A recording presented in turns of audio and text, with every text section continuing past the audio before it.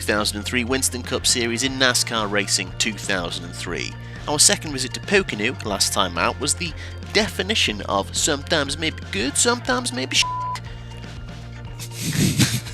Sorry, I was not supposed to sound like Borat. I do apologise. My wife... No, sorry. Overall, I was quite happy with how things went, despite the odd moments, despite missing out on target. It was okay overall. Today, however, we visit a circuit I am very familiar with. I've driven over 1,000 miles of this 2.5 mile oval, but it's the first time I'll be doing it in anything other than an open-wheeled car. How hard can it be? The Indianapolis Motor Speedway needs no introduction. Opened in 1909, the third oldest racetrack in the world and home to the Indy 500 since 1911. But I was very surprised to find out that it wasn't until 1994 when NASCAR first started racing here. The inaugural Brickyard 400 became NASCAR's most attended event, and it was the first race other than the Indy 500 to be held at IMS since 1916. The event remained hugely popular throughout the 90s and noughties, but attendances did fall throughout the 2010s as fans didn't think it was best suited for stock cars and they preferred other tracks instead. After a 3-year hiatus from 2021 to 2023, the Brickyard 400 is returning in 2024. Now, last time out I ran a special FedEx livery to beef with Dale Jarrett's 88 UPS car, and it was made by friend of the channel Corvin, but as I said last time, Corvin is done with making special liveries now, so respect that. Anyway, today's special livery honours the famous Yard of Bricks, and he's combined that with the FedEx scheme from last time. It's apparently inspired by Brett Bodine's 11 car, which did not actually qualify for the event. Must have been made of actual bricks. But this is definitely the last livery from Corvin now. 100%. It's nice to return to being practice merchants again. I like it. It's good, but not necessarily because it guarantees us of success. We know the AI get better over the weekend. Being first in practice merely means we're in with a chance of doing well here this weekend. But qualifying could be interesting. The default qualifying setup on this game had 95% grill tape. I ran it in practice, which was cloudy weather, and it blew up after 2 corners. Come to think of it, I think Corvin did warn me about something like that. So I have turned it down to 85%, and I just about managed to get my 2 laps in. But it is clear weather now for qualifying, so it's hotter. So I'm going to be slightly on edge about it. Clearly got the pace, that's why I set that time in, and did a 50.7 in race trim. So pace, fine. Got used to the track again in no time. Target's going to be top 10. I still think we can do really, really well here. But I am slightly worried there's going to be nonsense afoot again.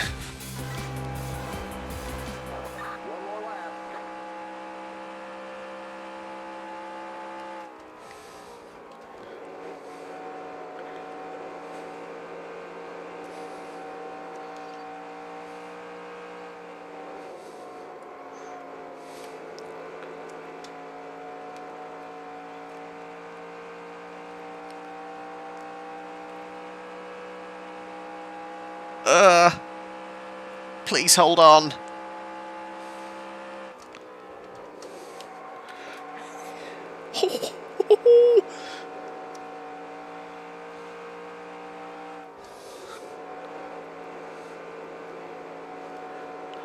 Basically sliding it through 3 and 4. Come on, hang on. Don't blow up on me.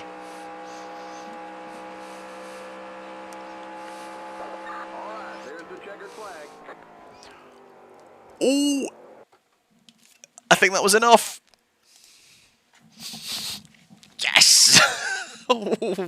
I was so expecting the car to give out on the main straight then. Yes! We do it by 0.2 of a second from Jimmy Johnson. The points leader, Jeff Gordon, is in 5th. His main challenger, Ryan Newman, is in 7th. The real-life pole sitter, Kevin Harvick, in 8th. And our in-game rival, Dale Jarrett, in 17th, in the mud. So what happened in the real 2003 Brickyard 400? Well, it was the 10th running of the event, but it would be the first time that someone would win it from pole position, and that person to do it was Kevin Harvick, passing points leader Matt Kenseth with 16 to go just after a restart. Kenseth would come home in second. Speak of the devil, starting 6th for our race today. Ooh, ooh, ooh, ooh, ooh.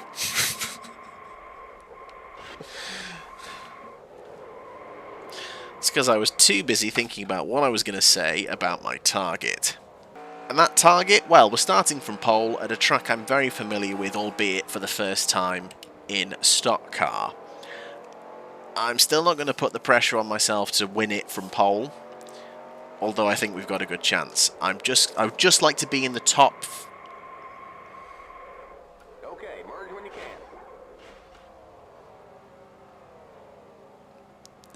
Top 10.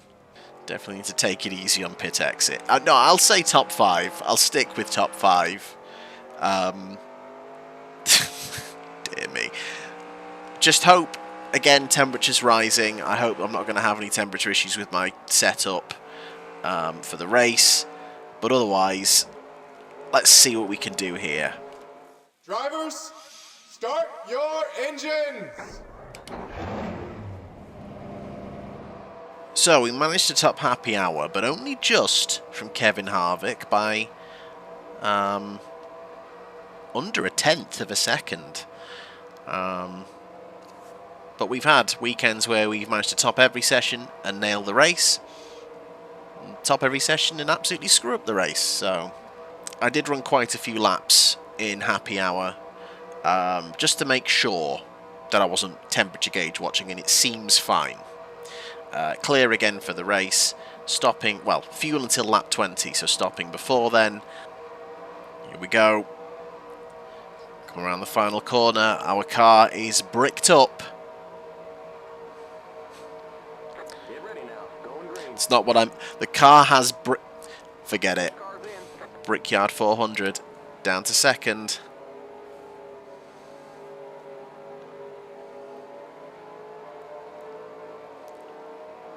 Feels like such a long run down to the yard of bricks. Johnson has jumped us, but we've got the inside line. Oh, I'm very tentative. Ooh. Spinning up the wheels on the inside bit. Damn, okay. Okay, those will be up to temperature in no time. All right.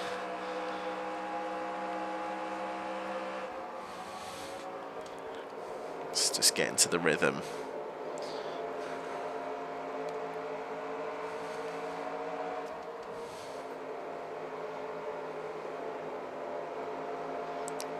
Did find I was also burning through my tyres a lot, and I need to not do that. Want to attack the corners a little less aggressively. I don't mind.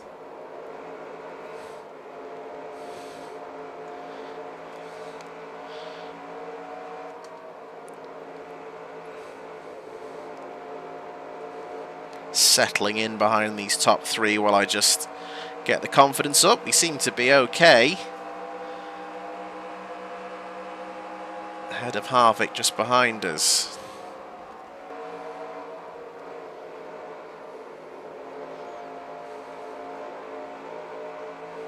That's it. I feel like I need to get the run on the exit. Seems like Labonte is causing issues.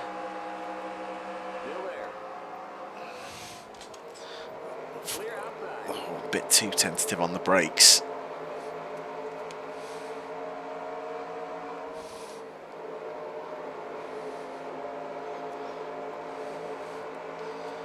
I just had visions of New Hampshire then. I think I got spooked a bit.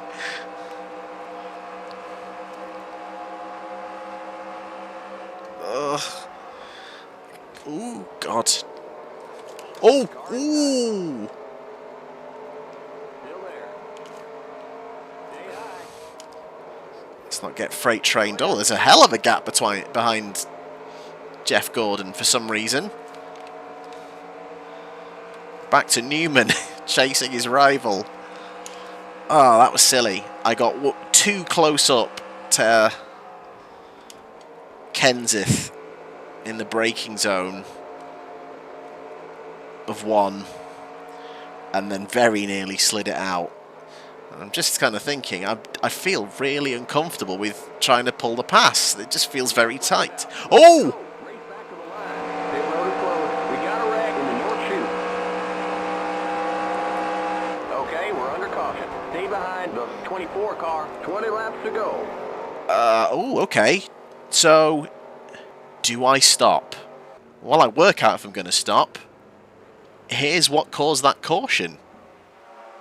And it was all down to Ken Schrader getting wide on the exit of turn 3. And there's a bit where the wall just still sticks out, and he just catches it, and it bounces him into Ricky Craven.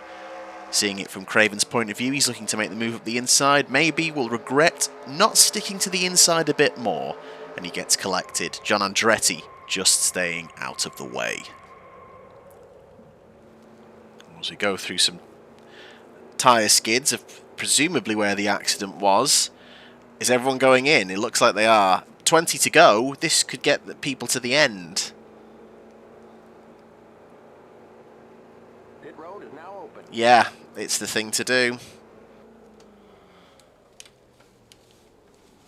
The pace cars in the south chute. Okay. I think I am going to change. Well, I am changing all tyres. I was really unsure of what to do there. I just changed all tyres. Enough fuel to get to the end. I have been very slow on entry though, and I'm going to lose out some places. Go! Limit 55. Keep it under 4,500 in second. Okay, you're clear of pit lane. Stay behind the 12 car. Pass the 16 car. So I need to pass Biffle and slot in behind. Oh, that's not so bad. So I think I've lost 1 place there because I was behind Gordon. So it's not too bad in the end. So yeah, 21 laps of fuel with 19 to go. These tyres are hopefully going to last to the end. I wasn't expecting to feel so confident on the cold tyres. I'm going to have to watch it on the restart. Try not to lose any places. I'm going to need them to spread a little bit if I'm going to make moves past them, because it feels really tight in the corners to do it. Or maybe I'm just being overcautious. Pace cars in. Here we go.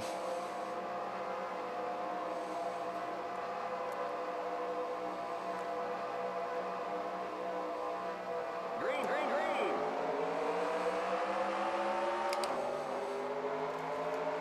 Okay.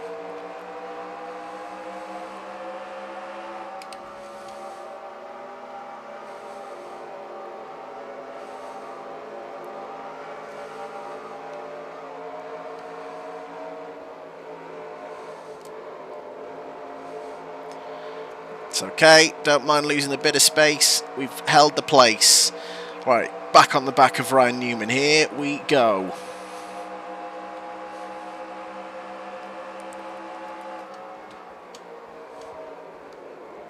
Oh!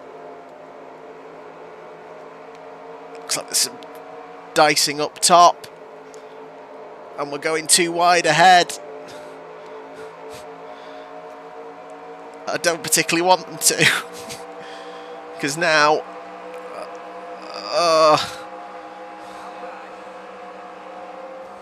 Clear.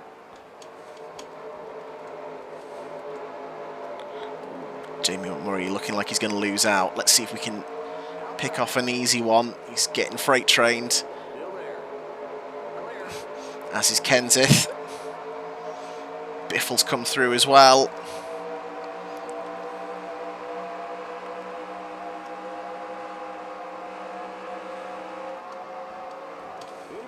Oh, oh, oh, Christ.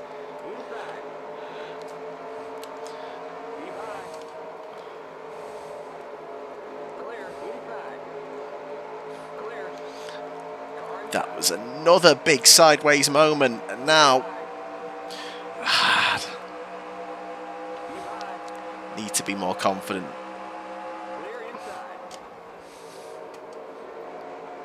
So that's better.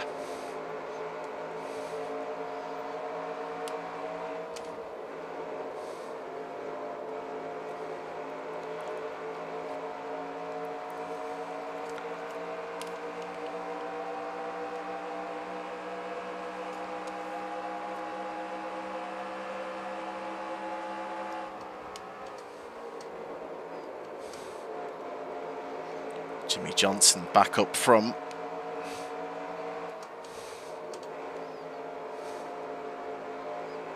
Got the run out of this corner on Kenseth. Come on. Don't just want to sit behind them, but just doesn't seem to be much.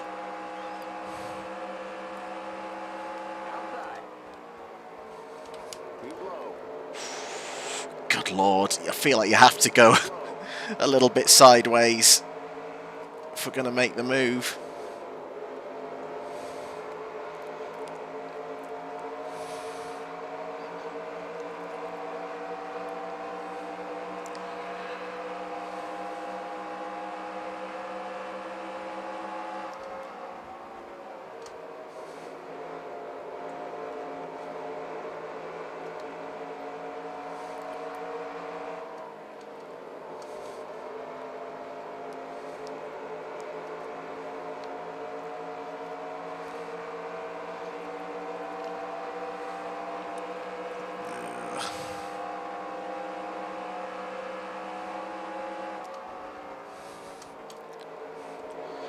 Let's go for slow in, fast out.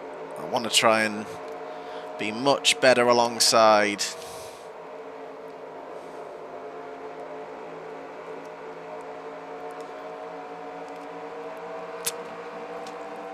Come on!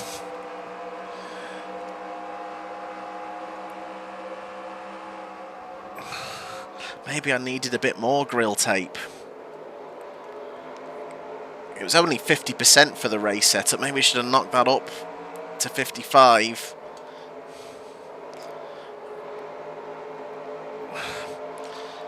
Because the temperatures now are quite comfortable now. And as you can see, I am just struggling in a straight line. Kenseth is now right behind us. I don't like this. Oh, Kenseth. Oh, Matthew. You f***ing dick. How is that not a caution?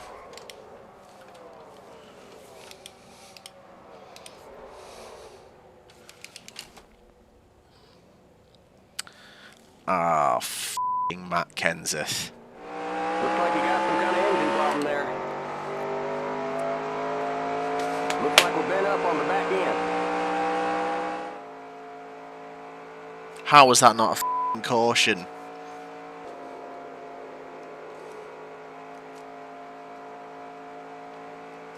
We're just losing time off the back. I am f***ing fuming. Why is it always all or nothing? Had a shot at a win from there, but at the very least, even if I was struggling, my top 5.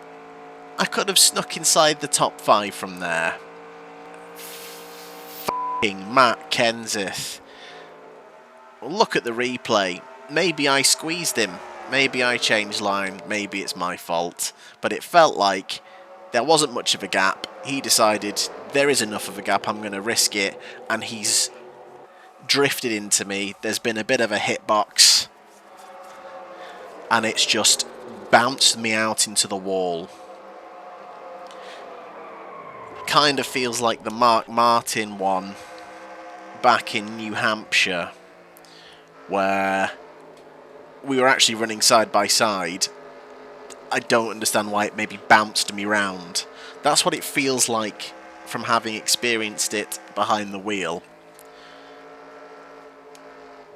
We'll see if that's what it looks like in the replay, but I'm so f***ed off.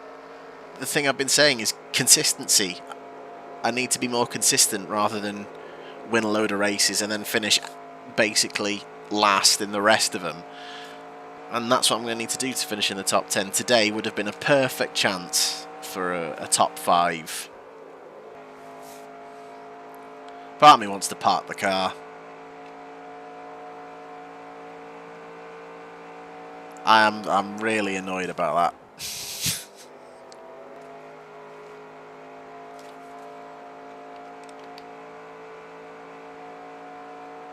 Oh. Oh! So what has happened to Kurt Busch? He is now amongst the leaders. He's been lapped. Go to replay now of what's happened to Kurt Busch.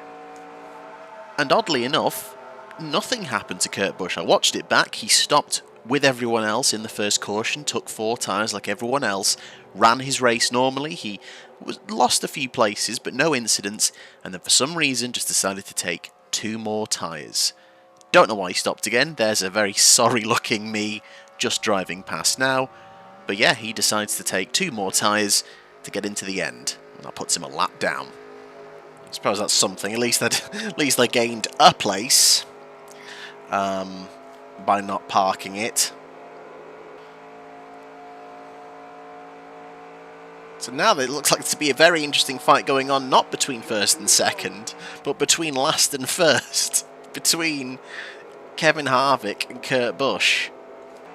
We will cut to the leaders as they cross the line for the end of the Brickyard 400 to see what happens.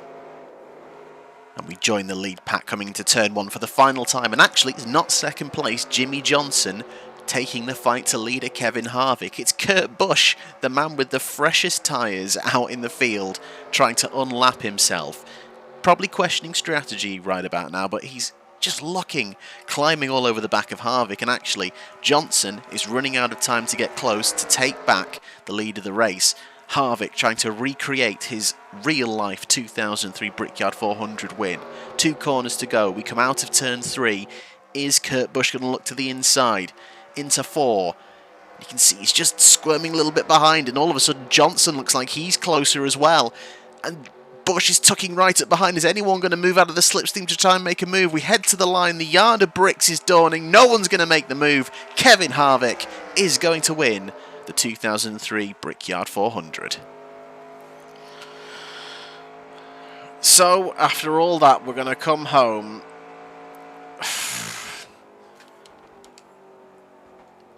24 seconds off the back. And somewhere, Dale Jarrett is sat in his turd-coloured car going, ha!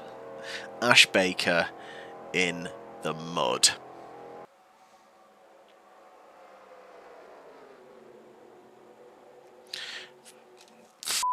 Dick.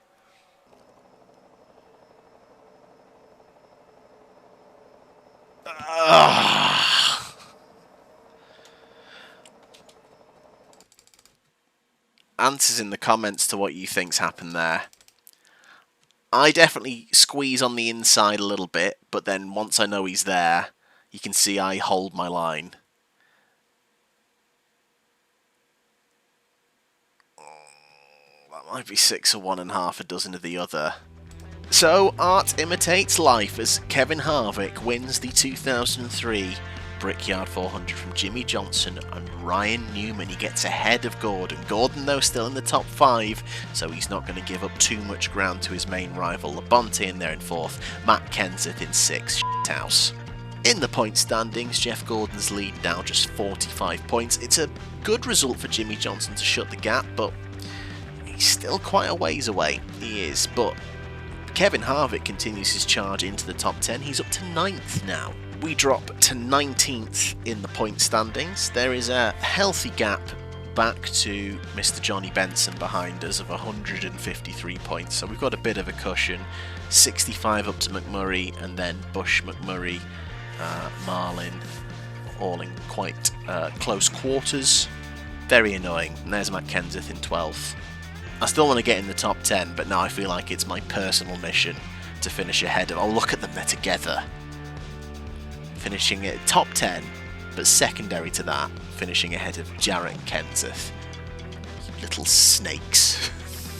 Next time I look to do the double on road courses as we head to Watkins Glen, and I've been really looking forward to this one. After an okay performance that was helped by some weird strategy back at Sonoma, this time I'm hoping to just beat them in an out-and-out road race fight, cement myself as the road course expert.